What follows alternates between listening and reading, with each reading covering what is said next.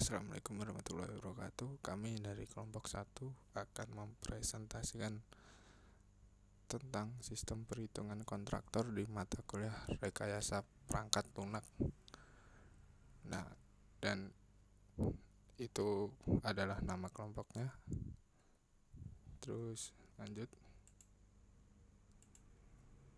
Nah, introduction-nya, dokumen ini akan berisi spesifikasi kebutuhan perangkat lunak atau SKPL atau Software Requirement Specification atau SRS untuk digunakan untuk sistem perhitungan kontraktor, di mana perangkat lunak ini akan digunakan untuk pencatatan, pembuatan laporan, dan perhitungan proyek. Jadi sistem ini akan secara otomatis menghitung dan membuat laporan jika diperlukan oleh pimpinan. Terus skopnya sistem perhitungan kontraktor ini adalah perangkat lunak perhitungan dan pencatatan proyek. Komputasi yang tercakup ke dalamnya adalah komputasi aritmatika sederhana berupa penjumlahan, pengurangan, perkalian, dan pembagian dari bilangan bulat. Sistem ini memiliki tujuan untuk mempermudah perhitungan, pencatatan, juga pembuatan laporan. Next. Overall description. Produk perspektifnya dalam membantu pegawai khususnya di bidang keuangan perusahaan kontraktor dalam melakukan kegiatan di lingkungan perusahaan bagian keuangan. Dibuatlah aplikasi yang user friendly, yang artinya mudah digunakan oleh pegawai. Terus function produknya, perangkat lunak ini memiliki kegunaan yang nantinya dapat membantu pegawai khususnya di bidang keuangan dalam melaksanakan kegiatan operasional.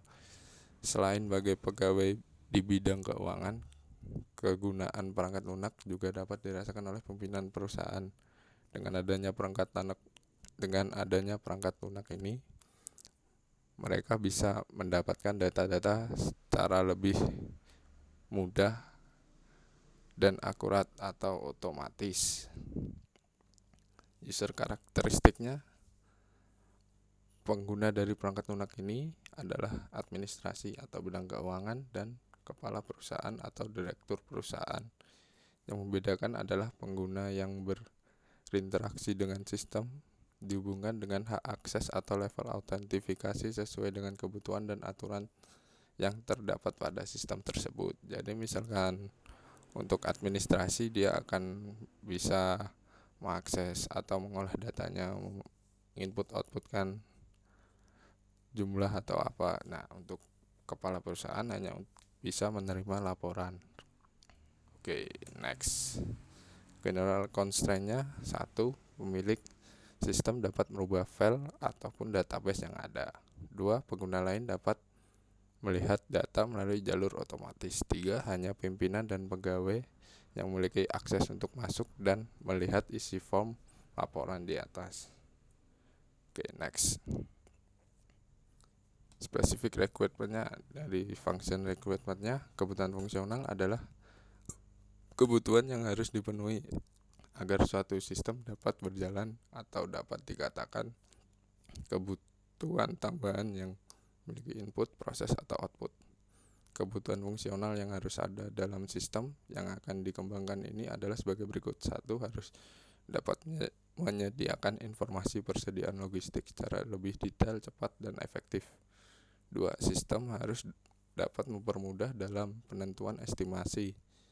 3.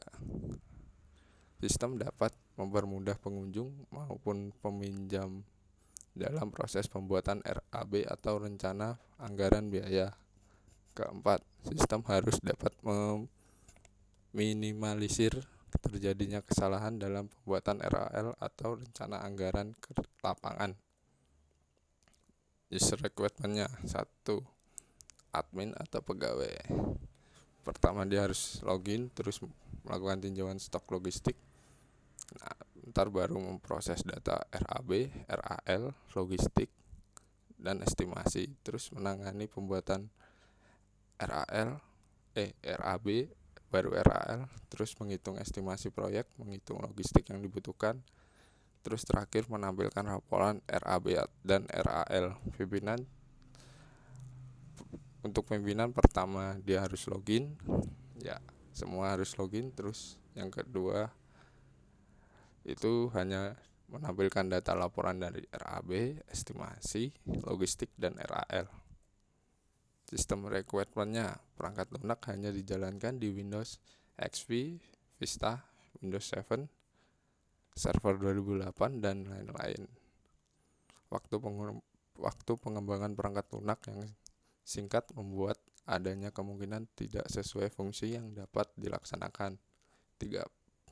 Pengembangan perangkat lunak ini akan mengotomatisasi pengelolaan data-data yang ada di data keuangan atau material perusahaan yang meliputi data RAB, itu rincian anggaran biaya, terus data estimasi, data proyek, data logistik, data realisasi, dan juga laporan untuk pimpinan perusahaan.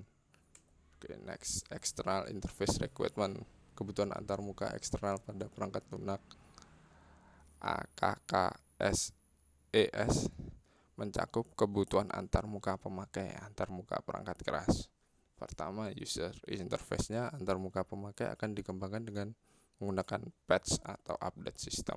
Update system diperlukan karena sewaktu-waktu harga material dan upah minimum kerja yang bisa naik. Nah, di sini harga material kan tidak selalu sama dari waktu ke waktu, dan dia mengikuti kurs dolar yang sering naik turun. Nah, jadi dilakukan update itu untuk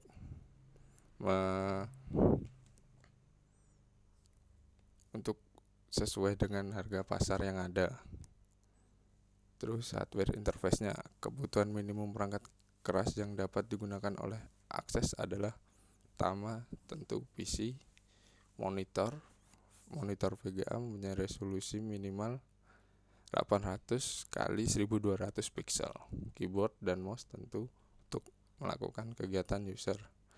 Semua perangkat keras yang digunakan merupakan perangkat standar dalam sistem komputer. Software system atributnya, reliability untuk memproteksi perangkat lunak dari akses penggunaan, pengubahan, penghancuran, atau pengungkapan atau disclosure yang tidak disengaja atau yang merusak kebutuhan yang spesifik, termasuk hal-hal berikut. 1. Tentunya ada backup data sehingga data lebih reliable. 2. Penyimpanan data log atau history. 3. Pemberian suatu fungsi ke modul-modul yang berbeda. 4. Pembatasan komunikasi terhadap suatu area tertentu dalam program. 5. Pemeriksaan integritas data untuk perubahan kritis. Maintainability-nya, adanya pemeliharaan dan pengecekan berkala yang akan dilakukan terhadap program yang berjalan, ataupun pengecekan baik terhadap perangkat lunak itu sendiri ataupun hardware yang digunakan. Untuk pemeliharaan tiap 1 minggu sekali, sistem ini dilengkapi antivirus sehingga meminimalkan kerusakan pada sistem, serta terdapat backup data untuk mencegah hal-hal yang tidak diduga yang tidak diinginkan. Performa sistem ini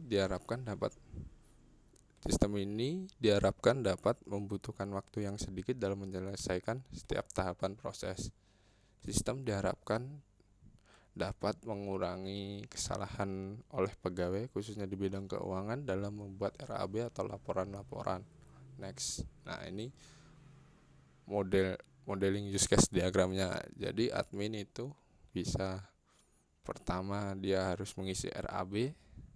Nah, sebelum RAB dia harus membuat RK, RKS, PK, dan logistik. Nah, RAB itu sendiri adalah singkatan dari rincian anggaran biaya.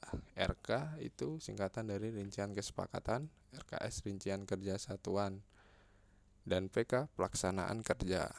Nah, jadi sebelum membuat RAB, admin harus membuat keempat data tersebut. Nah, setelah membuat RAB, admin baru membuat RAL atau rincian anggaran lapangan.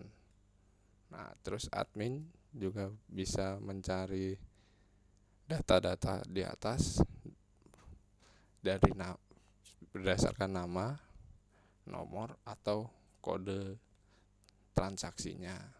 Yang keempat, admin membuat data estimasi dan admin membuat laporan. Nah, di sini peran direktur untuk melihat laporan yang telah dibuat oleh admin atau pegawai sebelum melaksanakan pengerjaan konstruksi atau membangun sebuah bangunan yang akan dikerjakan. Terus activity diagramnya, pertama untuk menampilkan form RAB, pertama kita mulai klik tombol menu RAB. Nah, nanti dari pengguna itu akan diproses oleh sistem untuk menampilkan form RAB. Nah, oke, next.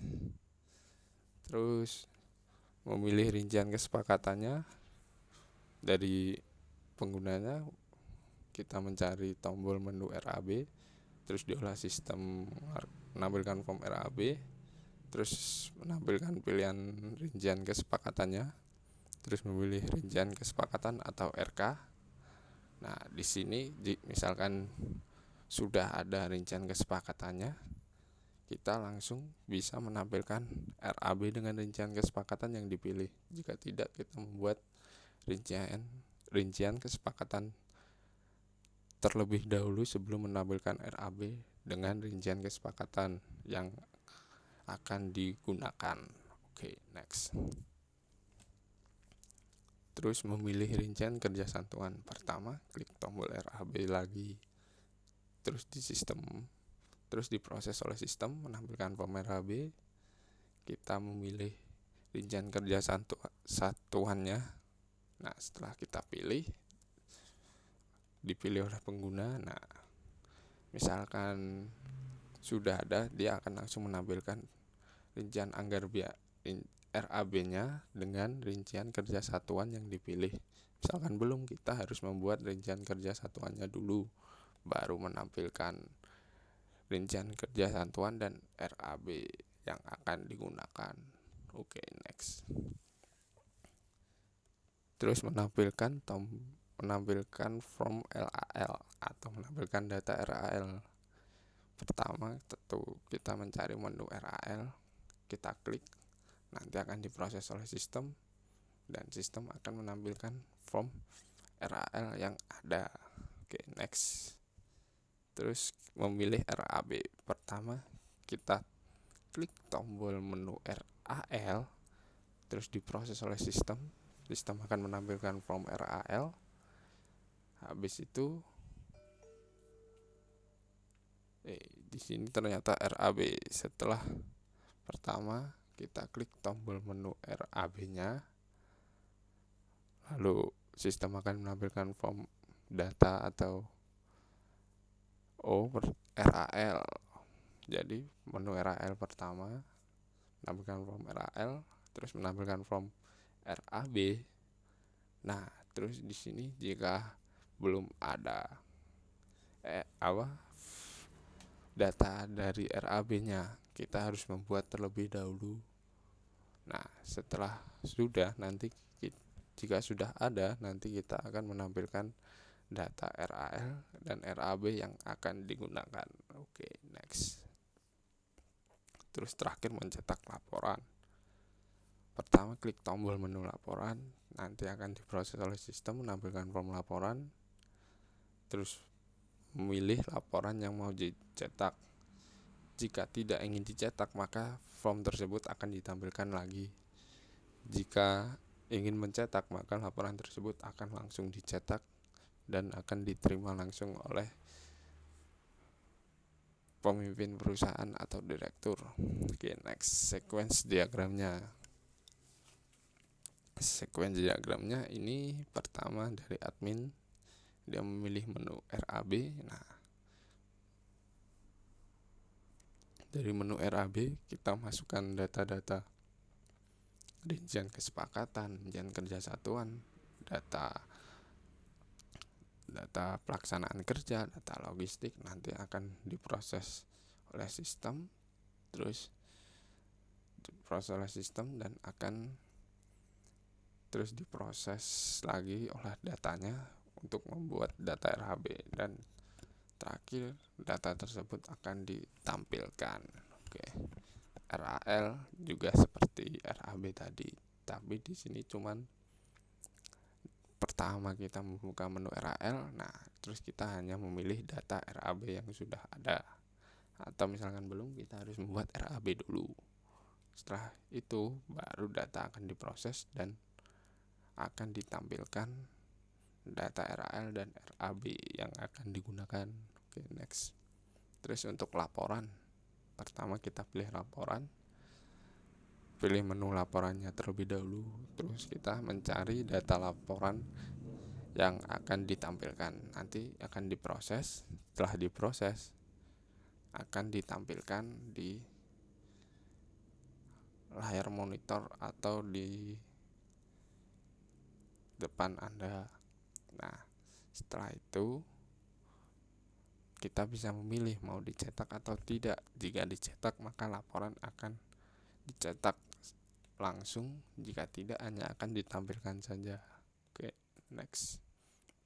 Nah, ini referensinya kita lihat kebanyakan dari Amikom.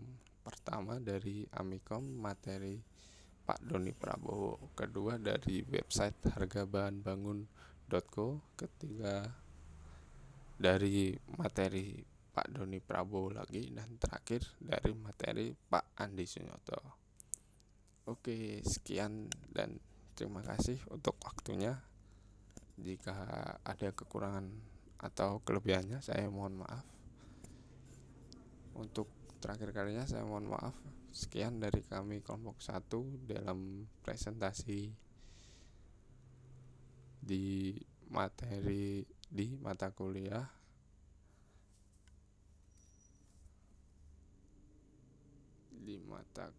RPL atau rekayasa perangkat lunak. Sekian dari kami kelompok 1. Assalamualaikum warahmatullahi wabarakatuh.